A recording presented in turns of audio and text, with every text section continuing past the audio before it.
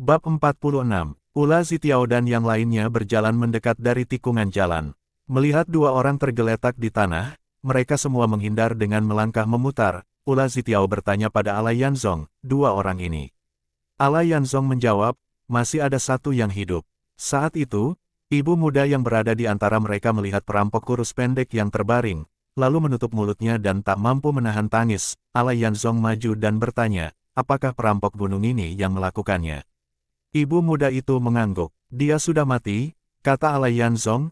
Ibu muda itu langsung berlutut di depan Ala Yanzong. Suaranya tersendat oleh isak tangis. Terima kasih, pendekar muda, sudah membalaskan dendam anakku. Setelah itu, ia menangis terisak-isak. Ala Yanzong menunjuk ke arah Ye Liha. Perampok itu ditewaskan oleh saudara ini. Ibu muda itu segera berlutut dan membenturkan kepala sebagai tanda terima kasih kepada Ye Liha. Ye Liha buru berkata, tak perlu. Jangan begitu. Ia berusaha membantu ibu muda itu berdiri, tapi ragu apakah tindakannya pantas. Melihat situasi itu, Ula Zitiao segera membantu ibu muda itu berdiri dan menenangkannya. Tangisnya pun perlahan mereda, semua orang terdiam, menunduk dalam keheningan, matahari yang mulai condong ke barat tak lagi menyengat. Langit biru membentang luas dengan beberapa awan putih yang sesekali melintas.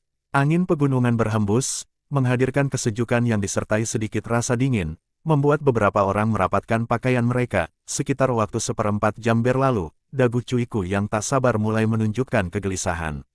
Wajahnya penuh kecemasan, ia berkata pada Ala Yanzong, saudara muda, apa mungkin mereka tidak berniat melepaskan orang itu? Ala Yanzong merenung sejenak sebelum menjawab, tidak. Masih ada orang-orang mereka di sini. Melihat perampok ini tampaknya memiliki kedudukan yang tak rendah di kelompok mereka, mereka tak akan membiarkannya begitu saja. Paman Dagu, harap bersabar. Dagu Cuiku mengerutkan alisnya dan bergumam, aku cemas. Kalau mereka benar-benar tidak mau melepaskannya, bagaimana nanti? Saat Dagu Cuiku gelisah seperti semut di atas wajan panas, mondar-mandir tak tenang, sekelompok orang turun dari gunung. Di depan rombongan itu berjalan seorang pria paruh baya berusia sekitar 40 tahun. Rambutnya panjang dan bergelombang, diikat membentuk kuncir kuda, janggut hitam tipis menghiasi dagunya, membuatnya tampak lebih tua dari usia sebenarnya. Wajahnya bersih dan cerah, sepasang mata birunya berkilau tajam, sementara sudut kanan mulutnya sesekali terangkat, menunjukkan senyum tipis yang sinis. Saat menuruni jalan setapak, tubuhnya tampak bergetar ringan setiap melangkah. Ia mengenakan jubah panjang abu-abu yang terlihat sederhana dan santai. Tubuhnya berpostur sedang, tinggi hampir sama dengan Ala Yanzong. Meski tidak tampak kekar, namun di tangannya tergenggam sebuah pentung berduri yang diayun dengan ringan, seolah hanya sebuah mainan. Di belakangnya, sekitar 10 orang anak buah mengikuti. Mereka membawa berbagai senjata, pedang, tombak, tongkat, dengan pakaian yang beragam. Wajah mereka tegang dan serius, menciptakan suasana yang menekan. Begitu sampai di kaki gunung, sekitar 10 langkah dari Ala Yanzong dan rombongannya, para perampok itu berhenti. Pemimpin perampok itu menyapu pandangannya ke arah semua orang, kemudian melihat dua anak buahnya yang tergeletak di tanah. Akhirnya, matanya tertuju pada Ala Yanzong, menatapnya dari atas ke bawah, lalu berkata, sepertinya kamu yang telah menghajar anak buahku. 1 mati, 4 terluka, tanganmu cukup kejam. Nada biaranya meremehkan, sudut mulutnya tetap terangkat, sementara pentung berduri di tangannya dimainkan dengan santai. Ala Yanzong pun menatapnya dari atas ke bawah, tidak gentar sedikit pun. Tatapannya tetap tenang. Kelihatannya, kamulah pemimpinnya. Ia mengangguk ke arah dua perampok yang tergeletak. Orang-orangmu ada di sini. Lalu, di mana orang kami? Pemimpin perampok itu menyipitkan mata, pentung di tangannya terus diputar pelan. Orang kalian baik-baik saja. Tapi lihat anak buahku, ada yang terluka, ada yang mati. Bagaimana kita menyelesaikan masalah ini? Begitu mendengar lawan hendak menuntut balas, amarah Ala Yanzong langsung menyala. Kalian yang merampok barang-barang kami. Kalau bukan karena anak buahmu menendang mati seorang anak, ia menunjuk perampok yang tergeletak tak bernyawa, dia juga tidak akan mati. Namun pemimpin perampok itu tetap menunjukkan wajah meremehkan. Kami ini perampok gunung. Kalau tidak merampok, bagaimana bisa hidup? Anak buahku mati, kalau dendam tak terbalaskan, aku harus bagaimana memimpin mereka? Hams ada penyelesaiannya. Ala Yanzong sudah bisa menilai niat lawan, jelas orang ini tidak datang dengan itikat baik dan tidak akan melepaskan sandera begitu saja, jadi, apa yang kamu mau? Pemimpin perampok itu tersenyum kecil. Kudengar dari anak buahku, pendekar muda ini punya kemampuan hebat. Kalau begitu, mari kita adu 1 lawan 1.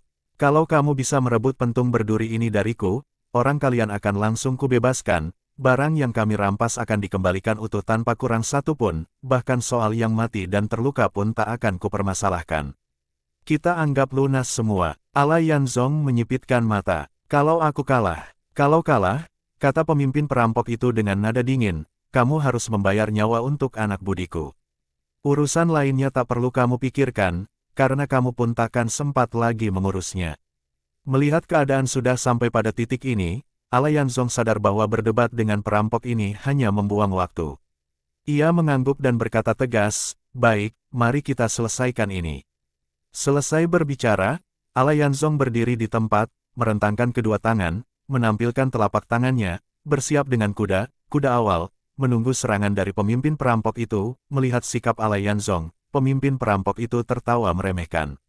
Pendekar muda sebaiknya gunakan senjata. Tubuhmu yang fana ini takkan sanggup menahan satu pukulan dari pentungku. Namun, Ala Yanzong tetap tak bergeming. Kalau begitu, coba saja pukul aku. Tapi kamu harus bisa mengenainya dulu. Terlihat diremehkan seperti itu, pemimpin perampok itu mendengus, kamu akan menyesal. Sekejap saja, sikap santainya hilang. Kakinya menghentak tanah, melesat cepat bagaikan angin puyuh. Pentung berduri di tangannya terayun deras ke arah Ala Yanzong. Ala Yanzong terkejut melihat kecepatan lawannya. Aku terlalu meremehkannya, pikirnya, pentung itu meluncur disertai suara angin yang menderu. Saat jaraknya tinggal sejengkal dari kepalanya, Ala Yanzong memutar tubuh ke kanan, nyaris tak tersentuh, pemimpin perampok itu sempat terkejut karena pukulannya meleset. Namun, pentung di tangannya tidak berhenti. Dengan gerakan cepat, ia membalikkan senjata itu dan mengayunkan ke arah pinggang Ala Yanzong. Ala Yanzong merendahkan tubuh, melakukan gerakan seperti jembatan besi, berhasil menghindari sapuan horizontal itu. Namun, pentung berduri itu dengan gesit kembali berbalik arah, kini menukik ke arah Ala Yanzong yang belum sepenuhnya berdiri. Para penonton di belakang langsung menahan napas. Ula Zitiao tak kuasa menahan diri, berteriak, hati-hati. Semua yang hadir tahu bahwa nasib mereka kini bergantung sepenuhnya pada Ala Yanzong. Setiap gerakan dalam pertarungan ini menjadi perhatian mereka. Dengan refleks cepat, Ala Yanzong memutar tubuhnya, melompat keluar dari jangkauan pentung itu. Pukulan berat itu kembali meleset, pemimpin perampok itu semakin terkejut. 3 serangan beruntun, yang seharusnya sulit dihindari berhasil dihindari semua oleh Ala Yanzong. Tidak mau kalah, pemimpin perampok itu kembali memutar pentungnya. Suara desir angin dari senjatanya terdengar semakin intens, menandakan kecepatan dan kekuatannya bertambah. Ala Yanzong masih terus menghindar dengan lompatan, putaran, dan gerakan zigzag. Namun, hingga saat ini, ia belum menemukan celah untuk menyerang balik, yang membuat situasi semakin rumit. Pemimpin perampok itu semakin lama semakin bersemangat. Tenaganya tak kunjung melemah, seolah semakin bertarung semakin kuat, sementara Ala Yanzong memang lincah, tetapi hanya menghindar terus-menerus tidak akan memberikan tekanan apapun pada lawannya. Situasi perlahan-lahan mulai tidak menguntungkannya. Di antara para penonton, Ula Zitiao dan yang lainnya tampak cemas. Bahkan Dagu Cuiku yang biasanya keras kepala pun bergumam, terus melompat begini sampai kapan? Keponakanku, ambil senjatamu cepat. Ala Yanzong mendengar itu, tapi ia tahu betul, pedang pendek miliknya takkan sanggup menahan benturan dengan pentung berduri itu. Jika sampai beradu, pedangnya pasti terlempar. Saat pentung berduri itu kembali menyapu ke arahnya, Ala Yanzong melompat ke belakang sambil berputar, mendarat tepat di depan sebuah tongkat besi yang sebelumnya dilempar oleh perampok tinggi besar saat bertarung melawan Dagu Cuiku. Tanpa ragu, Ala Yanzong meraih tongkat besi itu. Tongkat itu bahkan lebih panjang dari pentung berduri lawannya. Melihat Ala Yanzong kini bersenjata, pemimpin perampok semakin ganas, mengayunkan pentungnya dengan kekuatan yang lebih dahsyat. Pentung itu meluncur deras ke arahnya. Ala Yanzong segera mengangkat tongkat besinya dengan kedua tangan untuk menangkis. Dang! Suara benturan logam yang keras menggema, membuat semua orang menahan napas. Pemimpin perampok itu merasakan getaran hebat menjalar dari senjatanya ke telapak tangan. Sakit yang menusuk disertai mati rasa di kedua tangannya membuatnya tak mampu menggenggam lagi. Pentung berduri itu terlepas dari genggamannya, melayang ke udara sebelum akhirnya jatuh jauh ke lereng gunung. Pemimpin perampok itu terpaku di tempat, matanya terbelalak tak percaya. Namun, di balik keberhasilan itu, Alai Yanzong juga tidak dalam kondisi baik. Tongkat besi yang ia gunakan kini sudah melengkung di bagian tengah. Kekuatan benturan tadi merambat melalui lengannya, membuat tubuhnya bergetar hebat, seolah seluruh tulangnya remuk. Meski begitu, Alai Yanzong tetap berdiri tegar, mengangkat tongkat besi yang telah melengkung itu. Suasana hening sejenak. Dua sosok itu berdiri saling berhadapan, seolah waktu berhenti. Tak ada yang bergerak. Beberapa detik kemudian, Alai Yanzong menurunkan tongkatnya, lalu menancapkannya ke tanah. Seketika, batu di bawah kakinya retak dan pecah menjadi 4 bagian. Dengan tatapan tajam menusuk, ia menatap pemimpin perampok itu dan berkata dengan suara dingin, "Sekarang, tepati janjimu." Pemimpin perampok itu masih merasakan kedua lengannya mati rasa, sulit digerakkan. Sudut kanan mulutnya yang tadinya terangkat kini gemetar. Ia tetap diam sejenak, lalu menghela napas berat dan berseru, "Lepaskan mereka." Bab 47. Beberapa perampok turun dari belakang rombongan, mengiringi Wan Yanxi yang berjalan paling depan. Kedua tangannya terikat di belakang, mulutnya disumpal dengan kain compang camping. Melihat itu, dagu Cuiku buru-buru menyambutnya. "Aduh, dasar bajingan, mereka bahkan mengikatmu seperti ini," katanya sambil cepat-cepat melepaskan ikatan tali di tubuh Wan Yanxi. Wan Yanxi hanya bisa mengeluarkan suara tertahan. Dagu Cuiku pun segera menarik kain dari mulutnya dan melemparkannya ke tanah. "Huff, hampir saja aku mati lemas.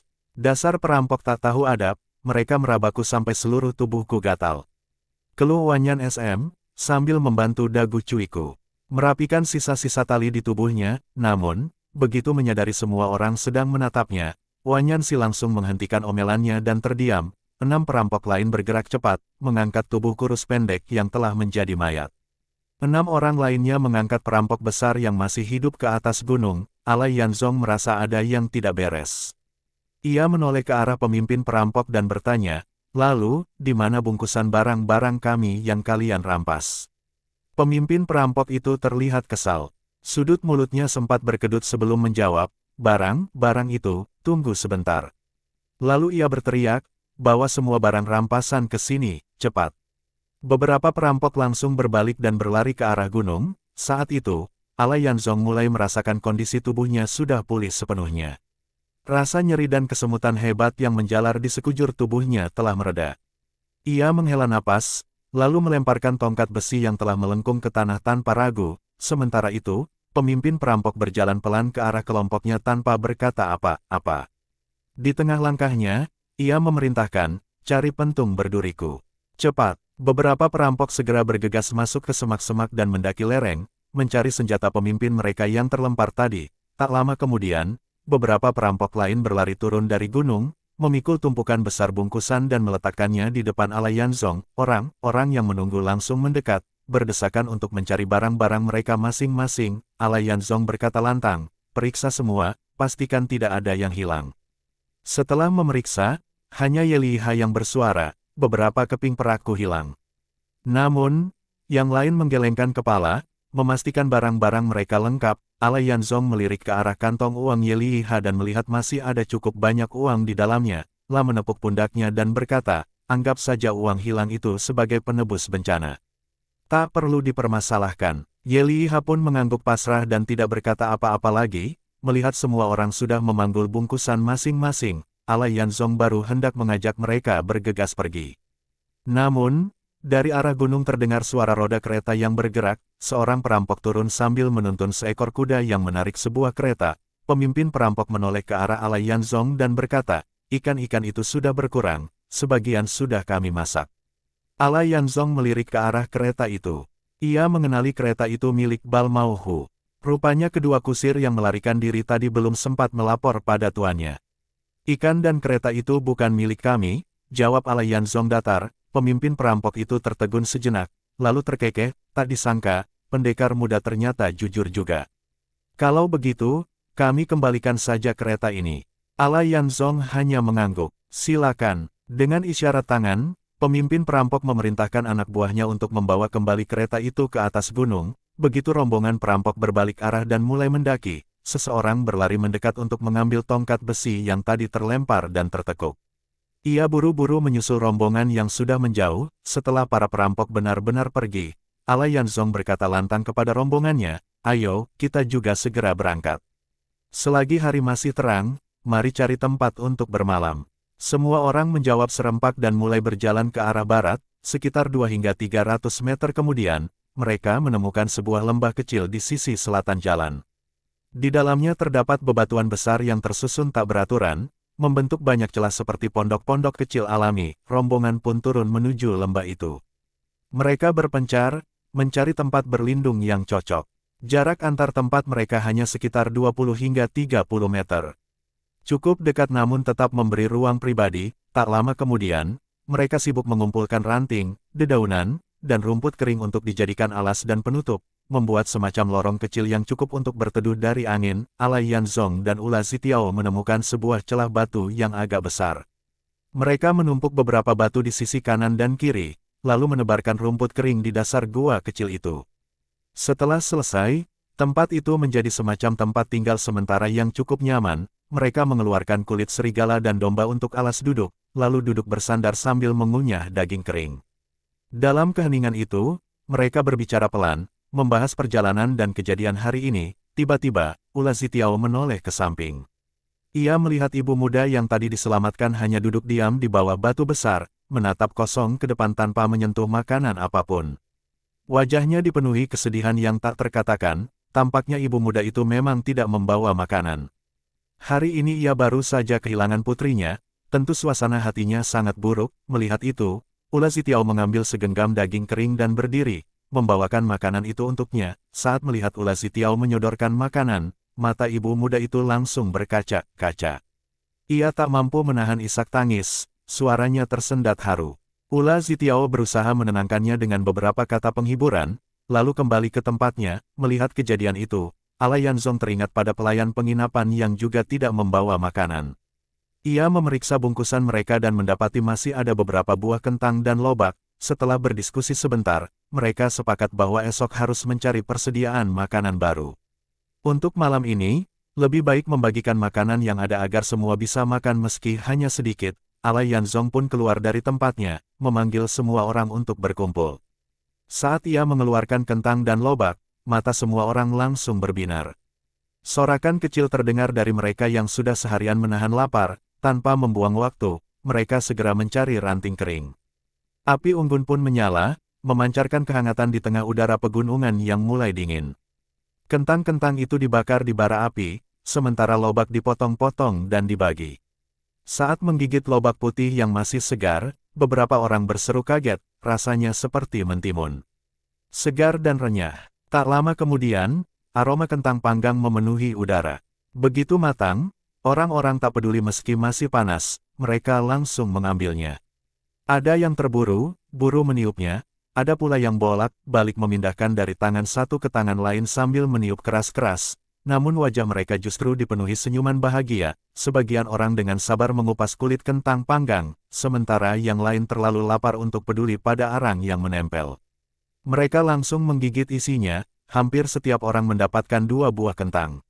Meskipun belum sepenuhnya kenyang, namun rasa lapar yang menyiksa sudah perlahan mereda. Usai makan, mereka mengucapkan terima kasih kepada Ala Yanzong dan Ula Zitiao sebelum kembali ke tempat sementara mereka untuk beristirahat. Matahari pun sepenuhnya tenggelam di balik pegunungan, meninggalkan langit yang semakin gelap. Bulan sabit muncul di langit, cahayanya yang redup menyinari sekitar, membuat bayangan pepohonan dan bebatuan di dekatnya masih bisa terlihat samar. Angin malam bertiup semakin dingin. Ala Yanzong dan Ula Zitiao menarik kulit serigala dan kulit domba yang tadinya dijadikan alas, lalu menyelimutkan ke tubuh mereka untuk mengusir hawa dingin. Orang-orang lain hanya bisa menggunakan pakaian tipis yang mereka bawa untuk menahan dingin. Suasana menjadi hening. Seolah-olah semua sudah tertidur. Ala Yanzong berada dalam keadaan setengah terjaga. Tiba-tiba, ia mendengar suara derap kaki kuda mendekat dari kejauhan. Suara itu berhenti tidak jauh dari jalan yang mereka lewati sebelumnya. Naluri waspada Ala Yanzong langsung terpicu. Ia memiringkan kepala, mendengarkan dengan seksama. Samar-samar terdengar suara percakapan. Salah satunya terdengar berat dan familiar, mirip suara Bal Mao Hu. Tanpa perlu menebak lebih jauh, Alayan Zong langsung paham. Bal Mao Hu pasti datang bersama anak buahnya untuk menuntut kembali kereta dan ikan yang dirampas para perampok. Terlintas dalam benaknya bagaimana Bal Mao Hu menjalankan kejahatannya, mengoperasikan perahu ilegal, bersekongkol dengan pemilik penginapan di lereng gunung, menipu dan menindas para pelancong demi meraup keuntungan kotor. Kebencian Alayan Zong terhadap orang itu semakin dalam. Meski pernah memberinya pelajaran, ia tahu tabiat buruk orang seperti itu sulit diubah. Perampok yang merampas barang Bal Mao Hu memang salah, tetapi Bal Mao Hu sendiri bukan orang baik. Biar saja mereka saling berurusan, pikir Alayan Zong. Itu bukan urusanku. Lebih baik tidur saja. Ternyata dugaannya tepat. Saat ini, Bal Mao Hu memang datang bersama Hei Mao Gou dan 2 kusirnya. Mereka menunggangi 4 ekor kuda cepat, menelusuri perbukitan untuk mencari para perampok dan menuntut kembali barang-barang mereka. Meskipun cahaya bulan cukup terang, namun mereka tetap menyalakan obor untuk memperjelas pandangan. Perlahan, mereka menemukan jalan setapak yang mengarah ke atas gunung. Dengan menuntun kuda masing-masing, keempatnya mulai mendaki. Di sisi lain, meski Alayan Zong tak ingin terlibat, rasa kantuknya perlahan memudar. Ia hanya bisa berbaring diam, dengan telinga tetap waspada. Sekitar setengah jam kemudian, dari arah lereng terdengar suara keributan. Sepertinya ada yang sedang menggerakkan kereta. Benar saja, tak lama kemudian suara roda kereta dan derap kuda mendekat, bergerak menuju tempat mereka beristirahat. Derap kaki kuda dan suara roda yang berat itu akhirnya perlahan menjauh, bergerak ke arah timur, seolah rombongan Bal Mao Hu telah mendapatkan kembali kereta mereka dan meninggalkan gunung. Bab 48. Keesokan paginya, saat cahaya fajar mulai menyapu lembah, semua orang mulai terbangun. Embun pagi membasahi tubuh mereka, membuat pakaian terasa lembab. Untungnya, Alayan Zong dan Ula Zitiao mempunyai kulit serigala dan domba untuk dijadikan selimut, sehingga mereka merasa sedikit lebih hangat. Hari ini Alayan Zong memutuskan untuk mencari makanan sebagai persiapan bekal ke depan. Selain pelayan penginapan yang bersedia tinggal, yang lain merasa jarak ke kota pegunungan Waikiki sudah tidak jauh lagi. Mereka pun memilih untuk tidak berlama-lama dan bergegas melanjutkan perjalanan. Ibu muda itu juga bersikeras untuk segera pergi. Setelah berbicara pelan dengan Alayan Zong, Ula Zitiao mengambil sisa daging kering yang mereka miliki dan memberikannya kepada ibu muda itu. Matanya langsung berkaca-kaca, dan ia mengucapkan terima kasih dengan suara bergetar. Ia menjelaskan bahwa alasan ingin segera pergi adalah karena tak ingin terus-menerus menerima kebaikan mereka. Namun, setelah Ula Zitiao meyakinkannya berulang kali, akhirnya ibu muda itu menerima makanan itu, lalu berjajan mengikuti rombongan lainnya meninggalkan lembah, menuju ke arah barat. Kini, di lembah itu hanya tersisa Alayan Zong, Ula Zitiao, dan pelayan penginapan. Ketiganya sudah kehabisan makanan, sehingga harus segera mencari sumber makanan. Setelah berdiskusi singkat, diputuskan bahwa Alayan Zong dan pelayan itu akan berburu, sementara Ula Zitiao mencari buah-buahan kering. Namun, Ula Zitiao diingatkan untuk tidak terlalu jauh agar tetap dalam jarak yang aman. Sinar matahari pagi mulai menembus pepohonan, meskipun hutan di utara tetap teduh karena pepohonan yang rimbun. Tanah yang dipenuhi daun gugur terasa empuk saat diinjak, dengan aroma lembab khas hutan yang pekat. Selain sesekali terdengar kicauan burung dari pucuk pohon yang menjulang, hanya suara gesekan daun tersapu angin yang menemani keheningan. Ketiga orang itu berjalan perlahan, menyingkap semak-semak dan mencari jejak binatang. Setelah menembus lebatnya pepohonan, mereka tiba di area semak belukar yang dipenuhi sinar matahari.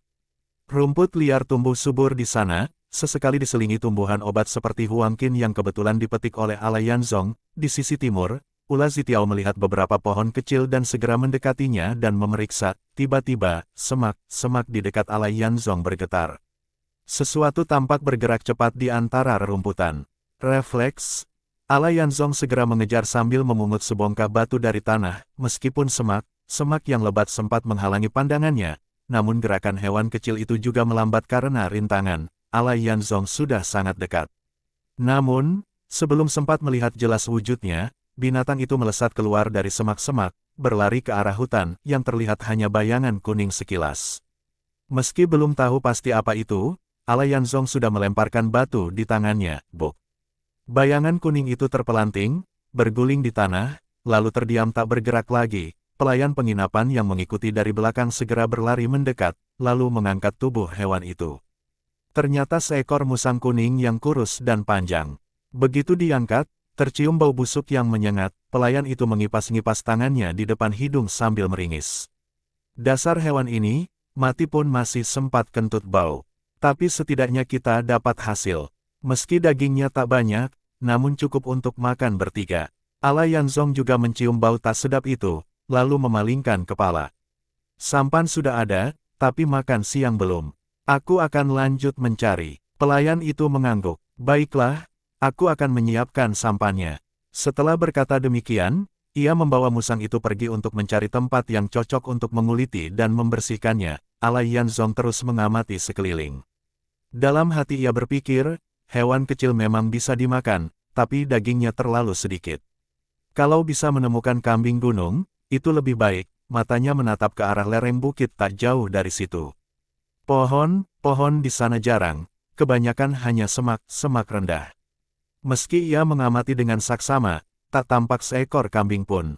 Namun, ia tetap memutuskan untuk mendekat dan memeriksa lebih lanjut. Setelah berjalan sekitar 100 meter, seekor rusa totol yang sedang merumput mendadak terkejut melihatnya. Hewan itu segera melompat dan berlari menjauh, tanpa pikir panjang, Ala Yanzong langsung mengejar. Ia melompati semak dan menerobos rumput liar, tak rela melepaskan buruannya, rusa totol itu bergerak lincah, melompat tinggi dan berlari cepat. Ketika merasa dikejar, hewan itu semakin panik. Sesekali berbelok ke kiri dan ke kanan untuk menghindar, Ala Yanzong pun harus terus menyesuaikan arah larinya. Meski jaraknya semakin dekat, namun ia belum cukup dekat untuk menyerang. Begitu rusa itu memasuki kawasan hutan, semak di sana semakin jarang, membuat rusa itu bisa berlari lebih cepat. Ala Yanzong berlari sekuat tenaga, dan akhirnya jaraknya hampir mencapai jarak lempar batu. Namun, tiba-tiba rusa itu menghilang begitu saja setelah mendarat dari loncatannya. Ala Yanzong langsung terkejut. Apa aku salah lihat? Ia mengerjapkan mata, tapi rusa itu benar-benar lenyap tanpa jejak. Ia segera memperlambat langkah, mendekati tempat di mana rusa itu terakhir terlihat. Dengan hati-hati, ia melangkah ke depan, memeriksa setiap jengkal tanah. Saat tiba di tempat itu, ia tidak menemukan sesuatu yang aneh pada pandangan pertama. Namun, setelah memperhatikan dengan seksama, ia akhirnya menyadari kejanggalannya. Di bawah kakinya, ada jejak persegi panjang berukuran sekitar 1,5 meter lebar dan 2 meter panjang. Meski permukaannya tertutup daun kering, daun itu ternyata direkatkan dengan lumpur. Di beberapa tempat, tanah di bawahnya tampak sedikit terbuka. Ala Yanzong berjongkok dan menekan jejak itu dengan tangan. Ketika ia menekan sedikit lebih kuat, ujung lain dari permukaan itu terangkat. Dengan sekali dorongan kuat, ia membaliknya, dan benar saja, rusa totol itu ada di bawahnya. Ternyata ini sebuah jebakan papan jungkit. Jebakan itu memiliki kedalaman sekitar 3 meter. Meskipun rusa totol pandai melompat, tanpa ruang untuk berlari, ia tak mampu melompati dinding setinggi itu. Bahkan jika berhasil melompat, papan jungkit yang menutup bagian atasnya tetap menjadi penghalang yang mustahil dilewati. Begitu papan jebakan terbuka dan cahaya masuk, rusa itu mendongak ke atas, mengeluarkan suara liris seolah putus asa. Ala Yanzong segera melepaskan tali dari pinggangnya, membuat simpul hidup, lalu melemparkannya ke bawah. Simpul itu melingkar tepat di leher rusa. Dengan tenaga yang mantap, ia menariknya ke atas. Rusa itu meronta dengan keempat kakinya yang menendang ke segala arah. Namun, dengan satu tepukan di kepala dari Ala Yanzong, hewan itu langsung terdiam. Jinak seketika, setelah itu, Ala Yanzong dengan teliti menutupi papan jebakan itu lagi dengan daun-daunan, mengembalikan kamuflase seperti semula. Ini pasti jebakan yang dipasang oleh pemburu setempat. Lebih baik kubiarkan seperti sedia kala, pikirnya. Kemudian dia mengikat kaki rusa itu erat dan mengangkatnya ke punggungnya. Rusa itu cukup besar, beratnya sekitar 4 hingga 50 jin, cukup untuk menjadi persediaan makanan mereka selama beberapa hari ke depan. Saat berjalan kembali, dari kejauhan hidungnya menangkap aroma daging panggang yang menggoda. Mengikuti bau itu, ia menemukan sebuah gua kecil di kaki bukit. Di depan gua, pelayan penginapan sedang sibuk memanggang musang kuning di atas perapian. Seekor musang bau saja bisa kamu panggang sampai harum begini. Benar-benar pantas jadi koki, puji Ala Yanzong sambil tertawa. meletakkan rusa hasil buritannya di tanah. Pelayan itu menoleh, matanya berbinar melihat buruan besar itu. Wah, kita beruntung sekali hari ini. Ini cukup untuk makan enak berhari-hari. Katanya senang sambil tetap memutar batang kayu yang menusuk musang itu agar matang merata. Melihat ulas Zitiao belum terlihat, Alai Yanzong berkata, aku cari dia dulu. Masih dalam euforia keberhasilan, pelayan itu berteriak, cepat kembali. Sebentar lagi sarapan siap. Alai Yanzong berjalan ke arah timur, mendekati beberapa pohon kecil yang sebelumnya dilihatnya. Beberapa di antaranya ternyata pohon buah. Dia seharusnya tak pergi terlalu jauh, pikirnya, lalu berseru, Zitiao. Zitiao, namun, hanya gemas suaranya yang menjawab. Tidak ada tanggapan, perasaan cemas mulai merayapi dirinya. Ia masuk ke antara pepohonan rendah itu, meneliti jejak-jejak di tanah. Melihat beberapa rumput yang terinjak dan semak yang terbelah, ia mengikuti jejak tersebut. Tak lama kemudian, ia tiba di tepi sebuah tebing. Hatinya langsung berdegup kencang. Di pinggir tebing itu tumbuh sebatang pohon jujube liar, cabangnya menjulur keluar tebing, masih bergantungan beberapa buah kering. Alai Yanzong menatap ke bawah tebing. Matanya terbelalak, sesosok tubuh tergeletak di dasar jurang, ketegangan melanda dirinya. Itu pasti ulah Zitiao. Zitiao, Zitiao, teriaknya panik, namun, tubuh yang terbaring di bawah sana tetap tak bergerak. Tanpa membuang waktu, Alai Yanzong berbalik, mencari jalur curam, lalu dengan cepat meluncur turun ke dasar tebing dengan hati berdebar.